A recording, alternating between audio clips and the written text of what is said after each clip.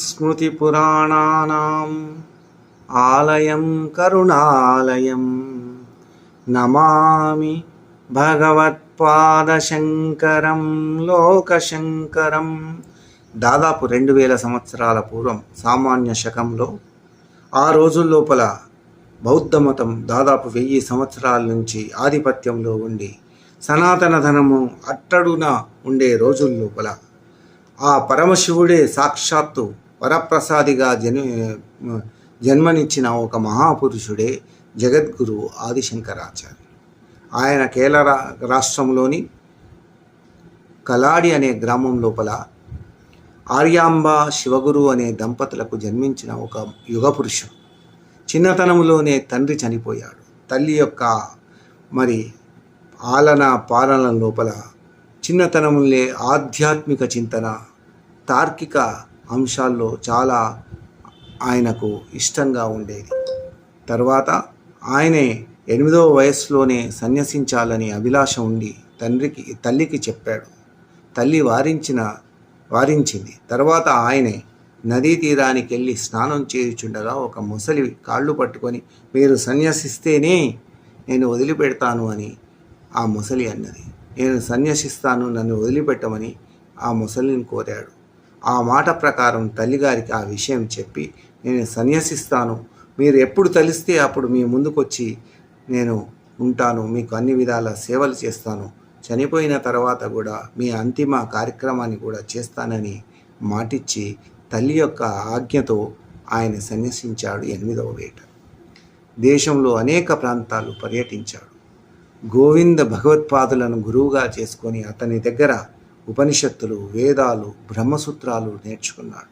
అతని అనుమతితో దేశంలో నలుమూలల పుణ్యక్షేత్రాలు తిరిగాడు. ఎందరో పండితులతో చర్చాగోష్ఠిలో పాల్గొన్నాడు. తార్కికంగా ఎన్నో విషయాలు ఆయన తర్కించేవాడు. ఎందరో పండితులను ఓడించాడు. తరువాత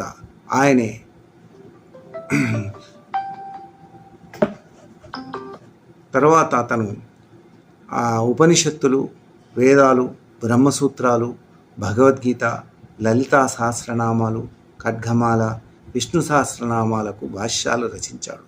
భాష్యం అంటే సంస్కృత్ భాషలో ఉన్న వాటిని మనకు అర్థమయ్యే రీతిలో, అందరికీ అర్థం కావాలనే రీతిలో అందించిందే భాష్యము అంటారు.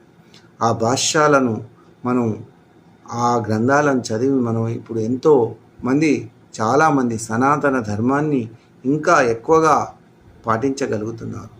సనాతన ధర్మం అట్టడున ఉన్న కాలం నుంచి ఒక మంచి అభివృద్ధి కాలంలో తీసుకొచ్చిన ఒక మహాపురుషుడు జగద్గురు ఆదిశంకరాచార్య.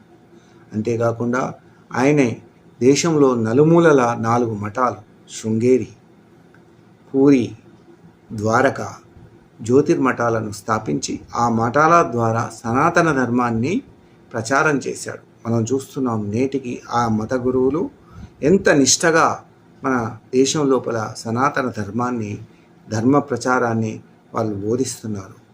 అంతేకాకుండా ఆయనే ఎన్నో స్తోత్రాలు రచించాడు. శివానంద లహరి, సౌందర్య లహరి, తర్వాత కనకధార స్తోత్రము మొదలగు అనేక స్తోత్రాలు, భజగోవిందం అనే స్తోత్రం మనకు అందించిన ఒక మహాపురుషుడు. ఎన్నో శ్లోకాలు అతను రచించాడు. ఆ శ్లోకాలను మనం ఈరోజు కూడా పఠిస్తూ ఎంతో దైవానందాన్ని పొందుతున్నాం. ఇటువంటి యుగ పురుషుడు మనకు లభించాడంటే మనకెంతో పూర్వజన్మ సుకృతం. ఆయన జయంతి వైశాఖ శుద్ధ పంచమి రోజు ఆయనను శంకర జయంతిగా మనం పాటిస్తున్నాము. ఆయనను తప్పకుండా ఈరోజు పూజించి ఒక దేవతా స్వరూపంగా భావించి మనము ఆయనను కొలవాలి. అంతేకాకుండా అతను మతన సామరస్యాన్ని కూడా కాపాడాడు. ఆ రోజుల్లోపల శైవం అని, వైష్ణవం అని పొట్లాటలు ఉండేవి. అటువంటి వాటిని వారించి 6 దేవతల ప్రతిపాదనలు చేశాడు. శివుడు, విష్ణువు, శక్తి, సూర్యుడు, వినాయకుడు, కుమారస్వామి, ఈ 6గురిని మనం పూజించవచ్చు అనే ప్రతిపాదనను తెస్తే అందరూ దాన్ని సమ్మతించి ఇప్పటికీ మనం పాటిస్తూనే ఉన్నాం. శివ కేశవులకు భేదం లేదని ఆయన చెప్పాడు. అద్వైత మతాన్ని ఆయన స్థాపించాడు. అంటే జీవుడు తర్వాత పరమాత్మ వేరు కాదు, ఒక్కటే అనే ఆయన సిద్ధాంతాన్ని ప్రతిపాదించిన మహాపురుషుడు. జీవుడు పరమాత్మ ఒక్కటే, ఈ జగత్తంతా మిథ్య, మాయ, బ్రహ్మ ఒకటే సత్యం అనే ప్రతిపాదన ఆయన చేసిన మహాపురుషుడు.